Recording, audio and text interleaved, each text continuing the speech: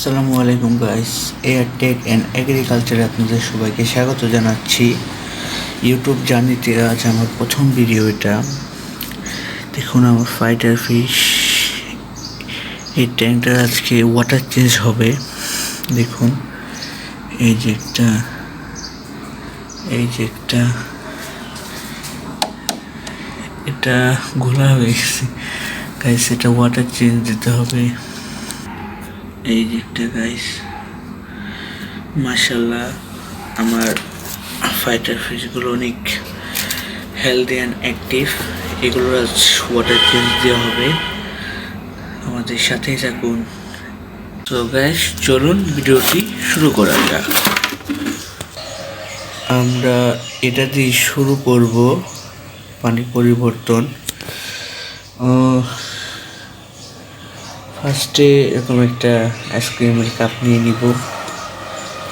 নেওয়ার সর্বপ্রথম এই আরমান লিপটা মানে কাঠবাদাম পাতাটা সরিয়ে নিব। তারপর গ্যাস এরকম একটা বালতি নিয়ে পানিটা আস্তে আস্তে নিয়ে ঢেলে দিব।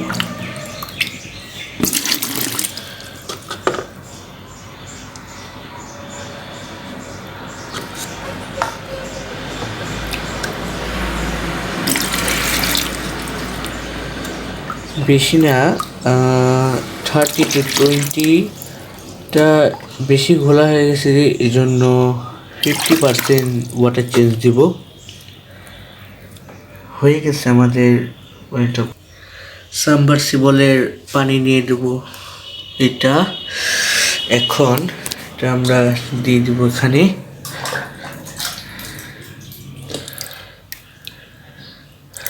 একটু বড় কাপ নিয়ে নেবেন, ছোটটাই হয় না।